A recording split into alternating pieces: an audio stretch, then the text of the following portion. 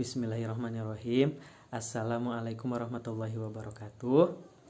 Perkenalkan, kami dari kelompok 9. Saya Dadan Daryadi dan rekan saya Akbar Maulana akan mempresentasikan bab 9 yang berjudul Pendidikan Karakter Studi Komparatif Masyarakat Asia atau Jepang untuk mata kuliah kewarganegaraan dengan dosen pengampu Pak Ibnu Imam Al-Ayyubi MPD. Terima kasih atas kesempatannya ya Pak. Nah, tema ini kami angkat karena pendidikan karakter saat ini menjadi salah satu isu penting dalam dunia pendidikan.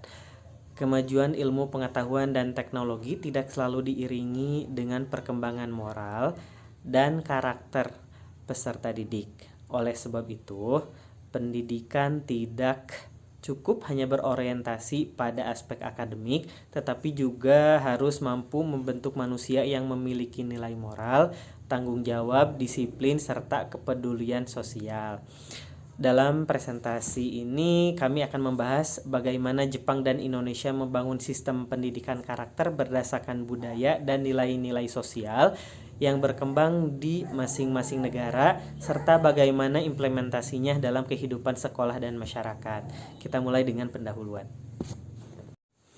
Pendidikan karakter merupakan proses pembentukan nilai, sikap, dan perilaku yang bertujuan menciptakan individu yang tidak hanya cerdas secara intelektual, tetapi juga matang secara moral dan sosial. Jepang dan Indonesia menjadi dua negara yang menarik untuk dibandingkan karena keduanya sama-sama memiliki budaya yang kuat, namun menerapkan pendekatan pendidikan karakter yang berbeda. Jepang menekankan pembiasaan, disiplin, dan tanggung jawab sosial, sedangkan Indonesia lebih menekankan integrasi nilai agama, budaya, dan Pancasila dalam kehidupan pendidikan. Melalui studi komparatif ini, kita dapat memahami bahwa keberhasilan pendidikan karakter tidak hanya ditentukan oleh kurikulum, tetapi juga dipengaruhi oleh budaya masyarakat, sistem sekolah, dan lingkungan sosial yang mendukung pembentukan karakter peserta didik. Nah, mengenal masyarakat Jepang. Masyarakat Jepang dikenal sebagai masyarakat yang memiliki etos kerja tinggi, disiplin jujur, dan bertanggung jawab. Nilai-nilai tersebut tidak muncul secara instan, melainkan dibangun melalui proses pendidikan dan budaya yang ditanamkan sejak usia dini. Di Jepang, pendidikan karakter tidak hanya diajarkan melalui teori di kelas, tetapi diwujudkan melalui praktik kehidupan sehari-hari. Contohnya, siswa dilatih menjaga kebersihan sekolah, menghargai waktu, bekerja sama dengan kelompok, dan bertanggung jawab terhadap tugasnya masing-masing. Hal ini menunjukkan bahwa sistem pendidikan Jepang menempatkan sekolah sebagai ruang pembentukan karakter sosial, bukan sekedar tempat transfer ilmu pendidikan dan pengetahuan. Baik. Lanjut ke mengenal masyarakat Indonesia. Berbeda dengan Jepang, masyarakat Indonesia memiliki karakteristik yang sangat dipengaruhi oleh nilai agama dan keberagaman budaya. Indonesia merupakan negara multikultural dengan berbagai suku, bahasa, adat, dan agama yang hidup berdampingan. Karena itu, pendidikan karakter di Indonesia diarahkan pada pembentukan sikap toleransi, gotong royong, sopan santun, religiusitas, dan semangat persatuan dalam keberagaman. Nilai-nilai tersebut tercermin pada Pancasila yang menjadi dasar pendidikan nasional. Dengan demikian, pendidikan karakter di Indonesia tidak hanya bertujuan untuk membentuk individu yang disiplin, tetapi juga individu yang memiliki kesadaran sosial dan mampu hidup harmonis di tengah masyarakat yang beragam.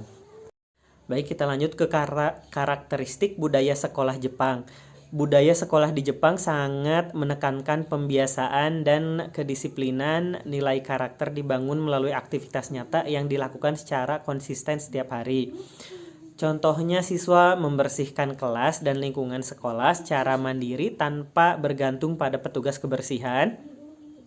Selain itu, terdapat sistem kelompok kecil atau HANS yang bertujuan melatih kerjasama, komunikasi, dan rasa tanggung jawab. Guru di Jepang juga memiliki peran yang sangat penting, bukan hanya sebagai pengajar materi, tetapi juga sebagai pembimbing moral dan teladan bagi peserta didik. Dengan sistem seperti ini, sekolah di Jepang berhasil membangun budaya disiplin dan rasa tanggung jawab sosial yang kuat pada siswa. Baik, kita lanjut ke komparasi sosial kultural Jepang dan Indonesia. Jika dibandingkan dari sisi pendidikan, Jepang memiliki sistem yang lebih terstruktur dan disiplin, sedangkan Indonesia lebih menekankan pendidikan berbasis nilai kebangsaan dan keberagaman. Dalam aspek sosial budaya, Jepang merupakan masyarakat yang relatif homogen sehingga lebih mudah membangun keseragaman nilai sosial. Sementara itu, Indonesia memiliki tantangan yang lebih kompleks karena keberagaman budaya dan agama yang sangat luas. Namun demikian, kedua negara memiliki persamaan yaitu sama-sama menjadikan pendidikan sebagai sarana pembentukan karakter bangsa. Perbedaannya terletak pada pendekatan dan metode implementasinya. Nah, untuk selanjutnya akan disampaikan oleh rekan saya Akbar Maulana. Silakan Akbar. Baik, terima kasih Pak Dadan telah memberikan kesempatan bagi saya untuk melanjutkan materi yang akan disampaikan, yaitu karakteristik sistem budaya sekolah Jepang. Nah, budaya sekolah di Jepang sangat menekankan pembiasaan dan kedisiplinan. Nilai karakter dibangun melalui aktivitas nyata yang dilakukan secara konsisten setiap hari. Contohnya, siswa membersihkan kelas dan lingkungan sekolah secara mandiri tanpa bergantung pada petugas kebersihan. Selain itu, terdapat sistem kelompok kecil atau HANS yang bertujuan melatih kerjasama, komunikasi, dan rasa tanggung jawab. Guru di Jepang juga memiliki peran yang sangat penting, bukan hanya sebagai pengajar materi, tetapi juga sebagai pembimbing moral dan teladan bagi peserta didik. Dengan sistem seperti ini, sekolah di Jepang berhasil membuat budaya disiplin dan rasa tanggung jawab sosial yang kuat pada siswa.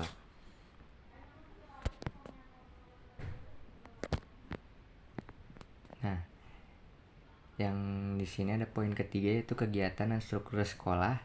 Nah, jam sekolah di Jepang itu dimulai dari sekitar pukul 8.35 sampai 15.45. Nah, dari harinya itu hari Senin sampai Jumat ya. Nah, di sini ada sistem kelompok kecil atau HANS ya untuk bekerja dan untuk belajar dan bekerja sama. Ada monitor siswa untuk melatih kepemimpinan secara bergiliran dan ekstrakurikuler dan klub setelah sekolah. Nah, di sini juga ada pembiasaan dan disiplin yang seperti disampaikan tadi, siswa membersihkan kelas dan sekolah mandiri sendiri, makan siang disediakan dengan gizi seimbang, banyak tugas dan belajar tambahan termasuk les.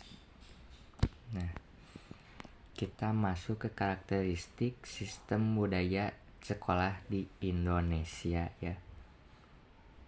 Nah, di Indonesia sistem pendidikan karakter berakar pada budaya nasional dan nilai-nilai Pancasila. Pendidikan diarahkan untuk membentuk peserta didik yang beriman, berakhlak mulia, kreatif, mandiri, dan bertanggung jawab. Indonesia juga memiliki sistem pendidikan yang beragam, mulai dari pendidikan formal, non-formal, hingga informal. Hal ini menunjukkan bahwa pembentukan karakter tidak hanya menjadi tanggung jawab sekolah, tetapi juga keluarga dan masyarakat. Namun dalam pelaksanaannya masih terdapat beberapa tantangan seperti kesenjangan kualitas pendidikan, keterbatasan fasilitas, serta perubahan sosial akibat perkembangan teknologi dan globalisasi. Dan di sini juga ada pengembangan sistem yang kurikulumnya menyesuaikan perkembangan zaman, peningkatan kualitas yaitu guru, sarana dan standar pendidikan. Nah, dan ada pertujuan meningkatkan efektivitas pembelajaran dan daya saing global yang seperti dijelaskan tadi ya. Nah, yang berikutnya ini ada jenjang pendidikannya ya. Ada PAUD, SD atau MI, SMP atau MTS, SMA atau SMK ataupun MA, dan juga perguruan tinggi. Nah, jenisnya juga ada umum, kejuruan, agama, khusus, non-formal, dan formal. Nah, selanjutnya itu ada analisis komparasi budaya sekolah Jepang dan di Indonesia. Nah, pendidikan di Jepang itu jika dilihat dari budaya sekolahnya, Jepang memiliki sistem yang sangat kuat dalam membentuk karakter peserta didik. Sekolah di Jepang tidak hanya berfungsi sebagai tempat belajar akademik, tetapi juga sebagai tempat pembentukan sikap dan kepribadian siswa. Nilai-nilai sangat ditekankan adalah disiplin, tanggung jawab, dan kerjasama.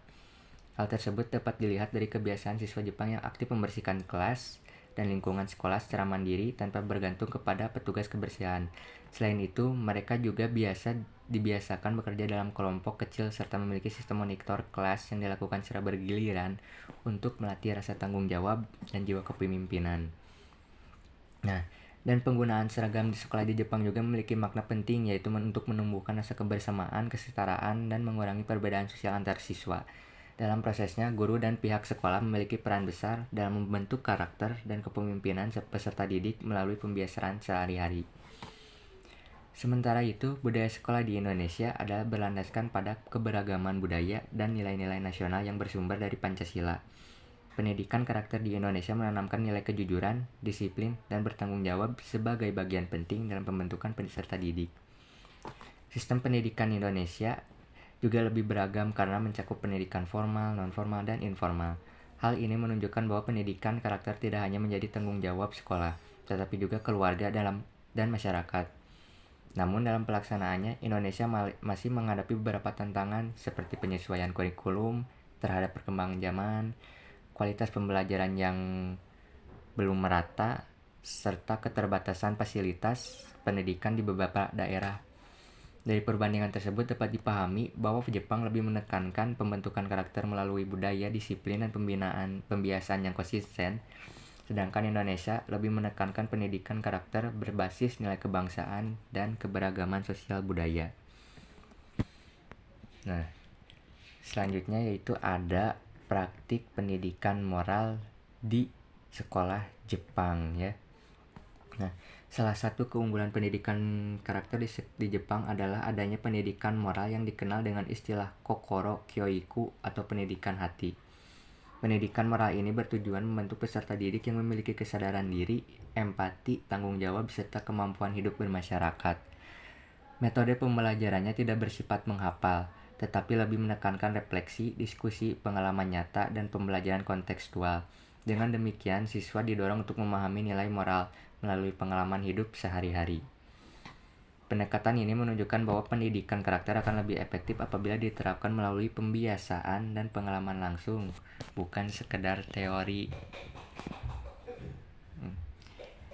Nah, yang ini juga pendidikan pembelajaran yang tadi seperti dijelaskan ya. Yang di poin metode pembelajaran tidak bersifat menghafal, tetapi menekankan refleksi, diskusi, pengalaman nyata. Dan di sini ada kegiatan khusus dan ekstrakurikuler dan kehidupan sehari-hari di sekolah.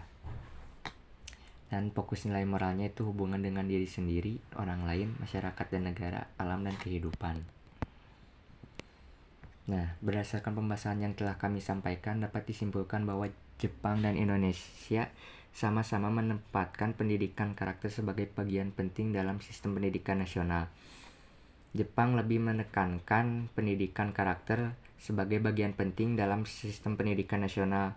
Jepang lebih menekankan pembentukan karakter melalui budaya, disiplin, tanggung jawab, dan pembiasaan dalam kehidupan sehari-hari. Sementara itu, Indonesia mengintegrasikan pendidikan karakter dengan nilai agama, budaya, dan semangat keberagaman bangsa.